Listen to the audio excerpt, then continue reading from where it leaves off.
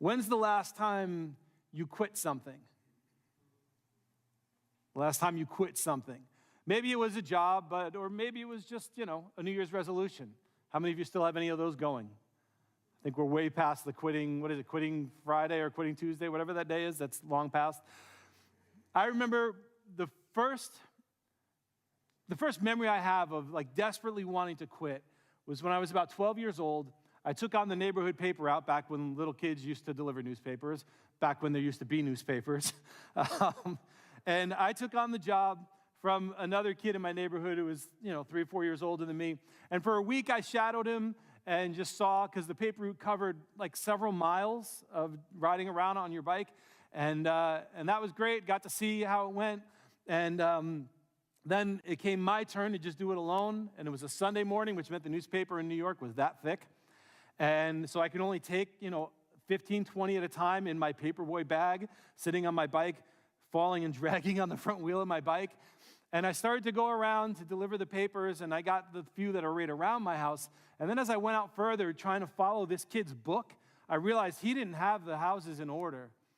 And so there'd be houses from this block and then from another block. And then when I was at that other block, I found more houses from the first block I was on. And these were half a mile away from each other. So I was getting turned around and lost and frustrated. Finally, after a couple hours this is all early on a Sunday morning, leaving my house at 5:30 to go do this, I went and woke the kid up.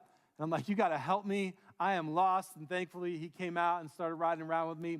And then it's getting later and later, and I see my dad coming down the road in a station wagon, and I just lost it. I'm like, I am a failure. I thought I had this. I thought I can handle it. I'm the kind of person who generally thinks, yeah, I can handle that. I get it, and it's going to be easy for me to do. And I thought I could, but I couldn't, and I was messing up, and I so desperately wanted to quit that day. When's the last time you really wanted to quit? Do you know that feeling? There's been a lot of times in my life when I wanted to quit. Sometimes I just want to quit anything. And then sometimes I want to quit everything. Have you ever, though, in the midst of that kind of feeling, wanted to quit on God? And I don't mean quit believing in God, although maybe for some of us, that's actually, you've come to that point too, where you've quit believing on God. But I mean mostly quit God's calling to be part of rescuing people from slavery to sin and help lead them home to God. Have you been tempted to quit on that? And what does it take to get you to the place where you're willing to quit on that calling? Maybe someone made fun of you when you tried to tell them about Jesus, or they disagreed with you and argued, or maybe they got mad at you, or maybe fear of any of those things happening got in the way and you quit before you even started answering this call that's on all of our lives. If you're a follower of Jesus and you've heard that call, you also have the call to go and help rescue other people and teach them how to follow Jesus too. And I find that most of us are tempted to quit on God when we make the same mistake that ancient people made thousands of years ago. And we're going to look at that mistake today and also look about how to overcome it. So turn with me to Exodus chapter 4 and go to verse 31, kind of toward the end of Exodus chapter 4. We're picking up where we left off last week. Again, you can open up, if you've got our app on your phone, you can open up the sermon notes there and follow along, or just open your own Bible. Exodus chapter 4. We're going to pick up in 31, but let me remind you where we're at. We've gone through a couple weeks of Moses wrestling with God as God calls him to do this work. God wants him to go and tell the slaves, the Israelites who are in slavery in Egypt, that he wants to set them free, and he wants them to go tell Pharaoh to let his people go. And Moses has been agonizing about this, doesn't want to do it, doesn't think it's going to work, and God prevails on him and sends him there with this message. First to the Israelites who are in slavery, to tell them, God has heard your cries, he cares, and he is moving to rescue you. And then to go to Pharaoh, the king of Egypt, and tell him, God says, let his people go. And so here's what happened. Remember, Moses is terrified. He's told God, I don't see how this is going to work. It's not going to work out. No one's going to believe me that you spoke to me, that all this stuff. But he goes, tells the elders of Israel what God has said, shows them the signs God gave him. And here's how it went. Verse 31, and the people believed. They believed. And when they heard that the Lord had visited the people of Israel and that he had seen their affliction, they bowed their heads and they worshiped. Whew. All right, something went well. Something went good. They believed. What a relief. It's like that moment when maybe you've got a coworker who's going through a hard time and you tell them, hey, God really cares about you and he wants to rescue you. And they say, you know what? Would you pray for me? And you think, oh, God, thank you. Thank you they didn't report me to HR or yell at me or get mad at me.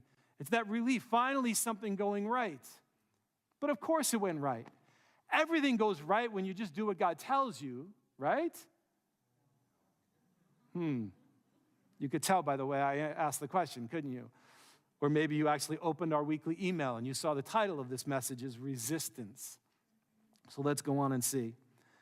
Everyone's fired up. They're ready to go. They bow their heads in worship, which means they're saying, yes, God, we submit to you. We surrender to you. We honor you. We live for you. It's like they had a great moments with God around the altar, and they're fired up and like, okay, Moses, Aaron, go to Pharaoh. We're behind you. Let's get this going, and see what God's going to do. And so they go to Pharaoh. Moses and Aaron walk up into Pharaoh's courtroom, and here we are, chapter 5, verse 1, and they tell Pharaoh, thus says the Lord, Yahweh, I am who I am, the God of Israel. He says, let my people go that they may hold a feast to me in the wilderness and worship me. But Pharaoh, he didn't go along with the program. Who is the Lord? Who is this Yahweh that I should obey his voice and let Israel go? I do not know the Lord, and moreover, I'm not going to let Israel go. And then Moses and Aaron said to him, but the God of the Hebrews has met with us. Please let us go 3 days' journey into the wilderness so we can make sacrifice to the Lord our God, lest he fall upon us with pestilence and the sword. Let me pause there for a moment, because sometimes we read this and people think that Moses and Aaron are lying to Pharaoh about this 3-day thing and about God, threatening them to hit him with pestilence and a sword. The way they negotiated in the ancient Near East was the opposite of the way you and I do. So if I was trying to sell you my car, and I'm like, yeah, I want $50,000 for it. I don't want 50. I really want like 20. But I'm going to start up here because then we're going to haggle and we're going to get to whatever we agree on, something lower. They did the opposite of that. They started with the small ask, and then they would progressively build. And everyone knew that's what was going on. It's how they did things. And it'll become clear as we go. Pharaoh knows exactly what they're asking for. They want to get out from under his thumb. But also when they say, the Lord is going to fall upon us with pestilence and the sword, what they're saying to him is, the Lord takes this seriously. This is not him asking this. He requires this, and it's foreshadowing what God would do to Egypt when they resist, and to Pharaoh when they resist. So that's what's going on here. And the king of Egypt, he hears this threat, he hears this warning, and he's like, ooh, and says, Moses, Aaron, what are you doing? Why, all the people, you're trying to keep them from doing their work. They've got work to do. All these people are just standing around idle and not doing anything because you're lying to them and filling them with false hope about some God. So he tells them, get out of here, let the people get back to work. And then when they leave, Pharaoh turns around and he tells his leaders, the slave drivers, the taskmasters who are in charge of all the Israelite foremen, he says, here's what I want you to do. Take away the straw that we give them for making bricks. Make them go out and find their own straw and make bricks with whatever they can find. But they still have to make the exact same number of bricks that they're making today. Don't change the quota by even one brick. I want exactly the same number of bricks, but don't give them any straw. Understand this is impossible, because what happens after you go and harvest all the straw out of a field? How much straw is left? None, or maybe a few scraps. So Egypt's already harvested all the straw. They've got it over there in the storehouse, stockpiles. And they're saying, you can't have that. You got to go find some. Imagine your boss telling you, you've got to do this job, but I want you to build this concrete wall, but you can't have any water. Just take your cup and go find water wherever you can and then go build the concrete wall. Or I want you to write this 1,000-page report, but you can't use the computer. Just, find whatever you can find. If you got to cut your finger open and write in blood, do that. I just want that report today. It's impossible. what he's causing them to do. And there's a reason why.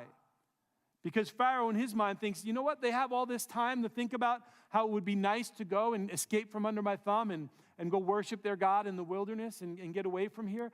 They have time to think about this kind of thing and talk about this kind of thing. That means they have too much time on their hands, too much energy on their hands. Let's make life harder for them and take away every moment. And so he just ramps down the pressure. And verse 9, he says clearly, let heavier work be laid on the men that they may labor at it and pay no regard to lying words. Because in his mind, Yahweh, the Lord, is a liar. Moses and Aaron are liars, saying that these people belong to God. No. Pharaoh's like, they're my people to do with whatever I want. Watch. I want you to make bricks without straw now. And I can force that on you. It's unreasonable, but I'm Pharaoh. I can do it. And guess what else I can do? Every day, when they finished the day and they hadn't met the number of bricks, Pharaoh had his slave drivers beat the foreman. Every day I'm going to beat you for not living up to this unreasonable, impossible standard I've created for you. And so after a little bit of this, the foremen, they don't cry out to God, they cry out to Pharaoh. They go in to see Pharaoh, and they leave Moses and Aaron behind. They don't bring them in with them this time. And they cry out and say, please give us relief from this. We can't. There's no way. It's impossible. But Pharaoh refuses to give them relief from it. And when they leave the meeting, Moses and Aaron are waiting outside to see. And it didn't go well. So verse 20 of chapter 5, they met Moses and Aaron who were waiting for them. And as they came out from Pharaoh, they said to them, basically, God curse you. The Lord look on you and judge. Basically, let God judge you, because you have made us stink in the sight of Pharaoh and his servants, and you've put a sword in their hand to kill us. You've only made things worse. Again, Moses. The last time you helped us, you made things worse. And again, you've only made things worse. You're obviously not representing God, because things only got worse when you helped us. And what's Moses supposed to say to that? All he's done is exactly what God told him to do. And so Moses turns around and says to the Lord, verse 22, Lord, why have you done this evil to the people? Why did you ever send me? For ever since I came to Pharaoh to speak in your name, he has done evil to this people, and you have not delivered your people at all. So the people are done with Moses, and Moses is done with God. And they all quit. Okay, remember I said that there's a mistake they made that we also make today? Have you been able to spot the mistake that they made that we keep making today? Moses and the Israelites expect that everything will go smoothly if they're doing what God tells them to do. They thought if they obey God and do what he asks, he will make everything succeed and they won't have to face at least not too much trouble. They didn't expect that when they started to do what God called them to do, life would get impossibly harder. Not just a little bit harder, impossibly harder. That the workload would become impossibly difficult, that Pharaoh would become even more evil to them and get worse. They didn't expect that God would use Pharaoh's resistance as a tool to reveal God's all-surpassing power and glory. They thought the stories about them and their suffering, but it was and always is about God and his glory. And the amazing thing about this God, who is all-powerful and all-glorious, who created all things, is that he also cares very much about our suffering. But let's not get confused. We are not the center of the story. And when we get that wrong, when we make that mistake, when we put ourselves at the center of the story, we begin to expect God to make everything work out for us, at least most things work out for us, because, hey, I'm obeying you, God, and if I'm obeying you, things should be working out for me. And if we're honest, a lot of people think that God should make everything work out for them, even if they're not obeying God and following God, and get mad at him for that. But we think, at least, God, I'm a Christian, I'm going to church, I'm following you. Things should work out. After all, isn't things working out for me the most important thing in the world? Come on, be honest. You know, even if we won't admit that, even if I know in my head that that's not really the truth, it's there in me every day. And look, I've experienced this over and over again in my own life and in church. We get fired up, we get excited, we have a powerful worship service or prayer service, and then we get out into the world, or maybe we don't even get past the doors. We're still in here, and we encounter resistance. We encounter trouble. We encounter difficulty. We suffer a little bit, maybe get a little rejected, maybe get made fun of, and we begin to wonder, God, why would you let this happen to me? And we quit. We quit on God's calling. Do you remember when Satan was trying to tempt Jesus in the wilderness? Do you remember the lie that Satan told with each of the questions he asked Jesus? It was like one lie that sat behind all of them. And it was this: God the Father can't possibly expect you or want you to go through suffering in this world. Use the power you have to make your life comfortable. Have some bread. Show your glory. You don't have to suffer. Have some wealth and enjoy this life. And Jesus' response was, I don't live for the comforts. I don't live for the glory or the power of this world.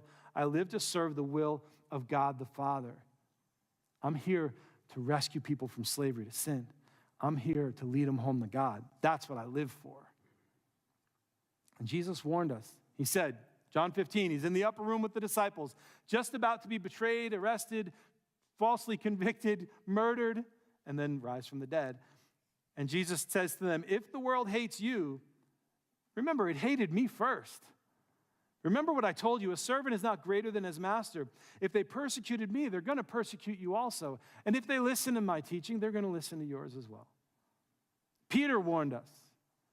He said, dear friends, don't be surprised at the fiery ordeal that's come upon you to test you as though some strange thing is happening to you. But rejoice inasmuch as you're participating in the sufferings of Christ so that you may be overjoyed when his glory is revealed. I'm not happy when I suffer. No one says you should be happy when you suffer or go through a hard time.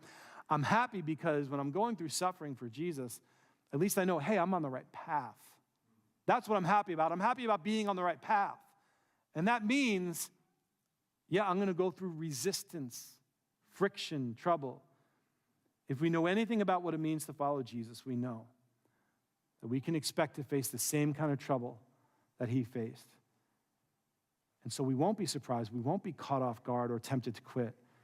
Instead, we'll be happy we're in the right place. Listen, I think most of us in this room are mature enough believers to know that we should expect hardship when we follow Jesus. But remember I said, like with the paper out thing, like I think I got it in my head, so I think I got it. And then I get into the real world, I'm like, oops, I don't have it. So how do I know I really have this? Not just in my mind, I get it, yep, I'll face trouble if I'm following Jesus, but how do I know I really have this? What do I need to ask myself to know that this is soul-deep belief that is unshakable, that no matter how much of my straw you take away, I'm not going to quit on what God's called me to do? How do I know this? I think it's start asking questions. So I'll say, okay, I want our church to grow. If I tell you, I want our church to grow and see more and more people come to Jesus, be discipled, raised up to follow Jesus. When I say that, I ask myself, what am I picturing in my mind? When I say that to you, what do you picture in your mind? Do you picture, it'd be really cool if, multiple services on a Sunday and packed out and people around the altar? Do you picture that, the fun of that, to be paying off the mortgage, being able to invest in ministry? What do you picture? Like, what it would be like to get there? Or do you picture the resistance and the work that's going to go in to getting there? That's part of what tells me, am I really in this and do I get it? Do I just get it here or do I get it here? I think if I can be just plainly open and honest and transparent with you, I think one of the problems our church has faced historically is that we get excited about things and then we encounter resistance. So, case in point, we get excited, let's build a building. Let's get this place built up, because if we build a building, people will come, right? It just makes sense. We're doing what God called us to do, and then automatically we'll just become a stronger, growing, healthier church.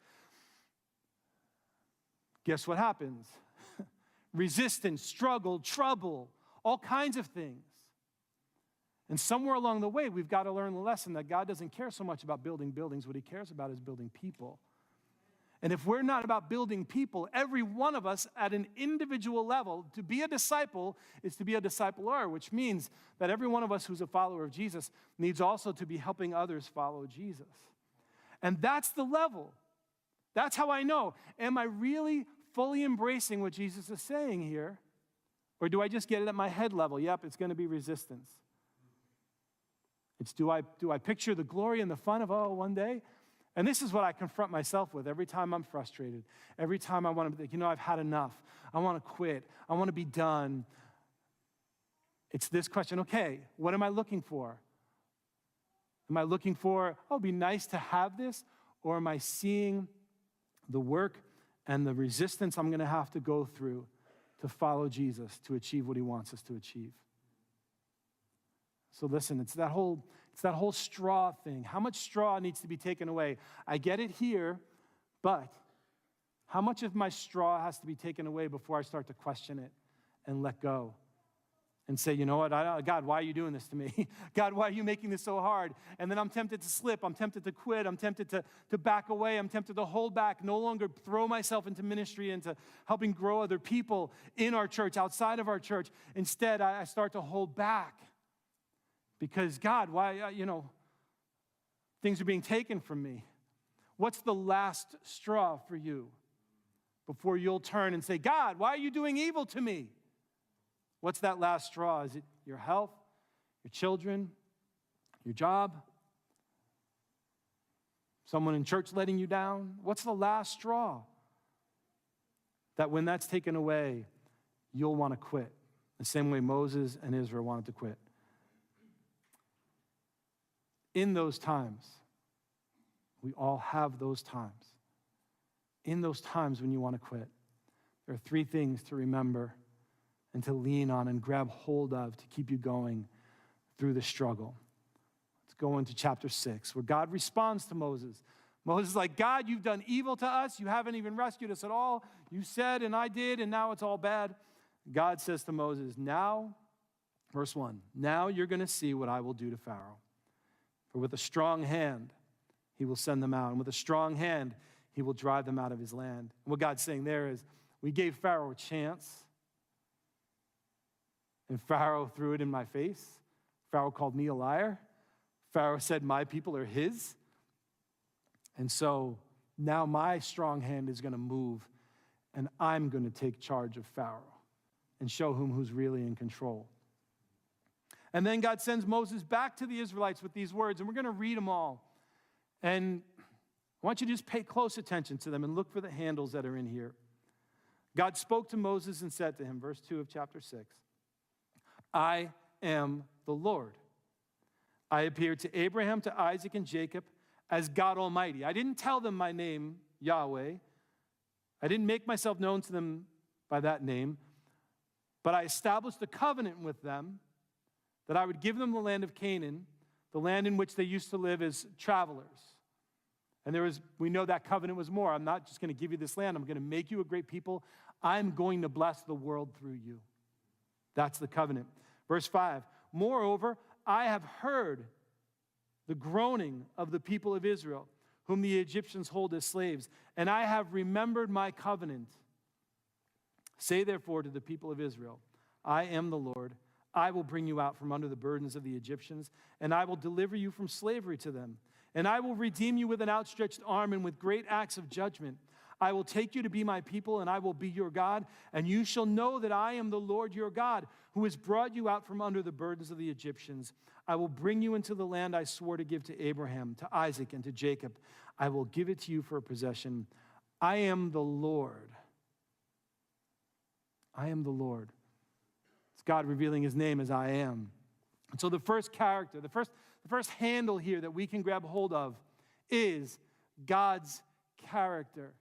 He reminds Moses and sends him to Israel with this message. Remember who I am. I am the God who has made myself known to you throughout generations. I am not a God who's far away. I'm a God who is intimately involved in your lives, who has made myself known, who has worked with you, been side by side with you, guiding you as a people.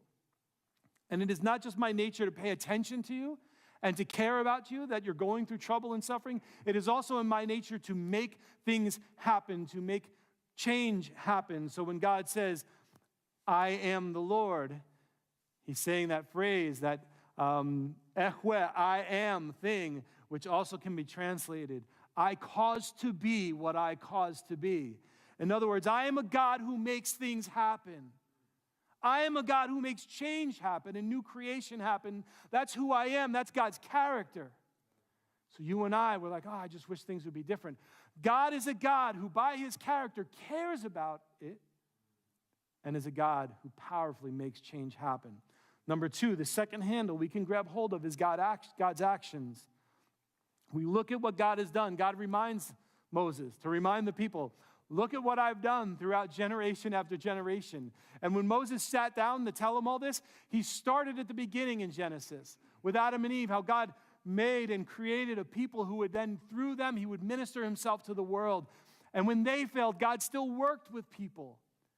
And when things got really bad, God sent a flood that gave a new start, a new creation, where God again begins to work with the people. Then he calls Abraham and makes a covenant to Abraham. I'm going to bless this world through you.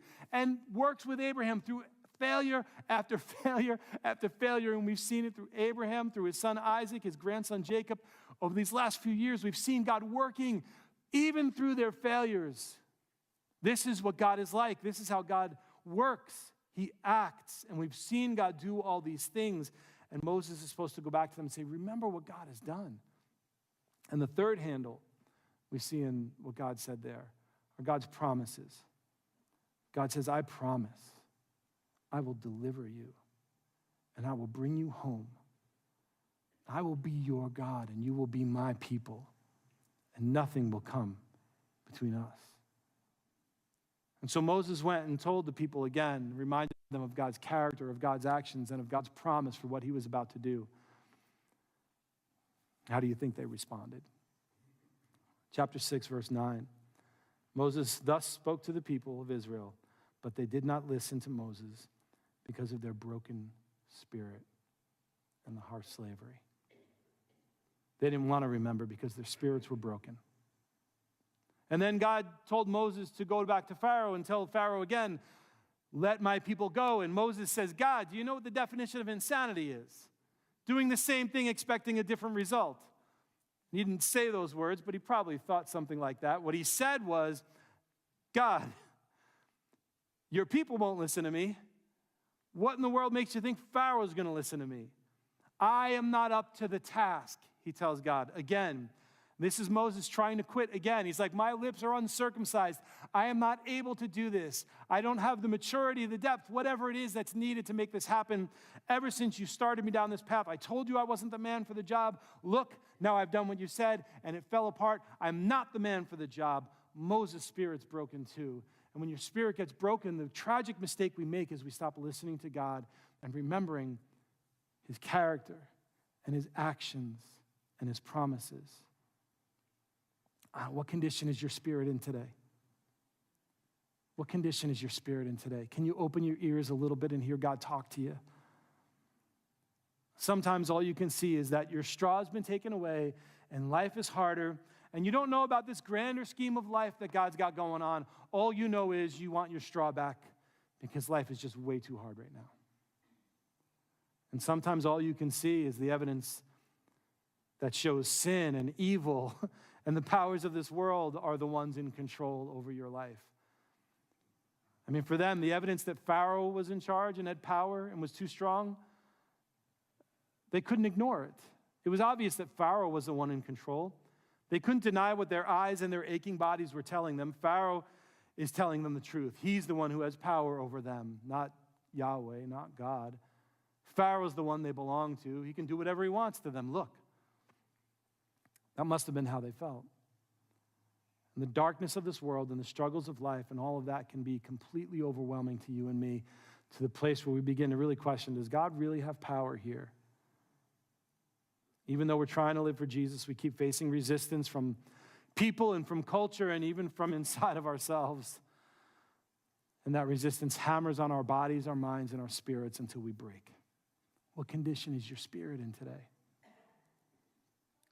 Jesus knew there would be times like this. Jesus spent the majority of his last evening with his disciples in that upper room, preparing them for this. And if you want to see everything Jesus said to them, go and read later today. We're not going to do it now. Just read the Gospel of John, chapters 13 through 16. Let me take you to the end of chapter 16, though, and to the last thing Jesus says there, John 16:33. He says, I've told you these things so that in me you may have peace. In this world, guess what you're going to have? Trouble. And the word for trouble there is this word for friction or resistance. In this world, you're going to have resistance, of course. But take heart. Be courageous. Why? You've got this? No. Jesus has it. Jesus overcame the world. So you and I sit here today with much more evidence about God's character and God's actions to support our trust in him and his promises. We can look at God's character in Jesus. We can look at God's actions in Jesus. And we can hear God's promises echoing through everything Jesus did and know that even though we face resistance in this world, Jesus has already overcome it. Worship team, would you start to make your way back? Listen to me. There's a lie our world tells us. It's the lie of Pharaoh. And it tells us that God is like Pharaoh. It tells us that God has set an impossible standard. You can't make it, but God's holding you accountable to it. And if you don't do it, God's going to punish you. That's what a lot of people in our world think God is like. He creates a standard. You can't do it. He's going to punish you if you don't do it. And they think God is like Pharaoh. But that isn't what God's like at all. It's true that God's standard is holy perfection. And it is true that that standard is too high for us. And yes, we are accountable to meet that standard. But if you want to know what God is like, stop looking at the pharaohs of this world, the abusive fathers, the tyrannical leaders. Stop looking at them and look at Jesus. Jesus shows us the truth about God's character. Because in Jesus, God took on himself the consequences of our coming up short of his standard.